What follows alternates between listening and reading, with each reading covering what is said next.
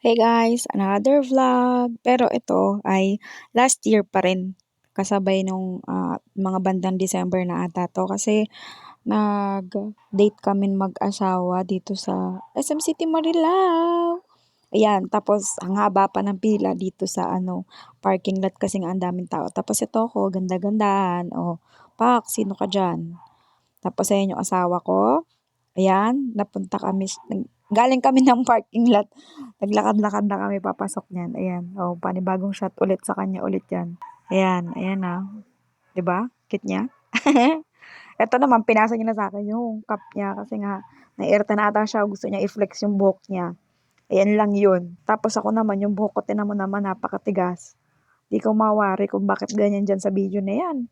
Ayun nga, kinukwento ko sa kanya na parang nakawig lang kako ko sa tigas ng buhok ko. Ayan, oo. Sino ka diyan? Ayan, tapos naglakad-lakad na nga kami hanggang sa makarating kami sa Watsons. Bale dito sa Watsons, mamaya papakita ko sa inyo yung mga naipamili namin. Pero ayan, napakadami nga ditong mga buy one take one, mga gift set, ayan, mga pupuwedeng pangregalo. Kaso nga tapos na yung petsa na ngayon, February na girl. Ngayon ko lang na-upload, ayan lang dapat ang bibili namin. Kaso nga lang, tingnan niyo naman yung hawak ng asawa ko. 'Di ba puro sa kanya lang 'yan, yang ano na 'yan, yang item na 'yan. Tapos ito yung sa'kin, ayan, oh, kitang-kita kung sino may pinakamaraming binili at kung sino yung mga maarte. Ayan, naglagay na ako ng lip tint ko kasi nga nag yun talaga yung purpose ko. Nawawala kasi nung time niya yung lip tint ko, yun natandaan ko na. Yung galing ako ng Pampanga o every week ako bumabiyahe ng Pampanga tapos nawala yung lip tint ko.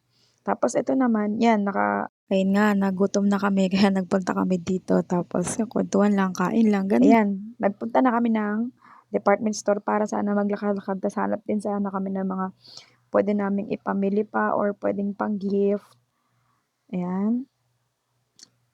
Kaso nga wala na kami naaman na diyan, ba't bigla kaming bumaba dun nung time na yun sa pababa na kami tapos uwi na kami niyan, eh. Kasi nga nananakit na yung paa nitong isa ko. Eh, 'no, 'di na nga masyadong nagsasalita yan, eh, pero pagka walang camera sige daldal ng daldal. Ayan, pauwi na kami. Kasi ako po babiyahe pa ng Pampanga, siya pa pabiyahe ng pa-Manila para magtrabaho nung time na yan. Kaya yan, sana na-enjoy niyo. Kasi na-enjoy din namin yung time na yan kahit maiksi lang. Ito na yung mga item na nabili namin sa Watsons. Yan, yung keratin para sa buhok niya, 6 na piraso ata yan, eh. Isang bundle niyan. Tapos ito yung pangkulay niya ng buhok, light blonde.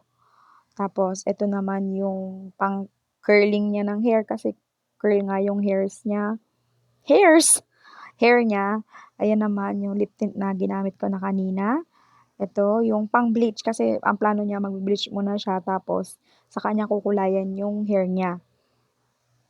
Kasi mabilis yung hair niya, eh, mabilis white, lumabas yung mga whites ng hair niya, mga gray hairs niya. Ito naman, hairs pa sa buhok ko naman 'to.